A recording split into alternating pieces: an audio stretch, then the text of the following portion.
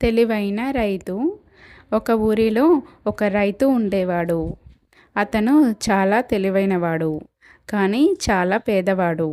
దున్నుకుందామంటే కొంచెం కూడా పొలం ఉండేది కాదు. ఒకరోజు రాజు దగ్గరికి వెళ్తాడు. రాజు అతని తెలివితేటలు పరీక్షించడం కోసం 4 ఎకరాల పొలం ఇచ్చి, పండించిన పంటలో పైభాగం నాకు, కింది భాగం నీకు, సరేనా అంటాడు. దానికి రైతు సరే అన్నాడు. ఆ రైతు బాగా ఆలోచించి వేరుశనగ పంట వేస్తాడు. పంట పండినాక పైనుండి వచ్చే ఆకులు రాజుకు ఇస్తాడు.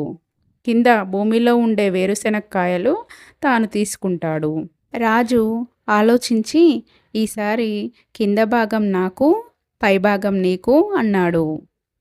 ఆ రైతు సరేనని ఈసారి వరి పంట వేస్తాడు. పంట పండినాక పైనుండి వచ్చే వరంతా తాను తీసుకున్నాడు.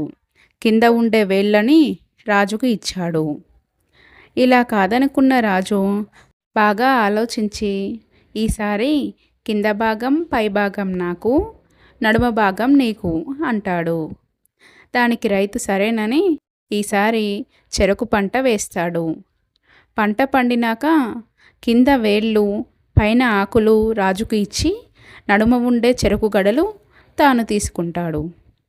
ఇదంతా చూసిన రాజు ఆ రైతు తెలివితేటలకు మెచ్చుకొని 4 ఎకరాల పొలం అతనికే ఇచ్చేస్తాడు. కథ సమాప్తం. ఇలాంటి మరిన్ని కథల కోసం మన ఛానల్ని సబ్స్క్రైబ్ చేసుకోండి. Thank you for watching.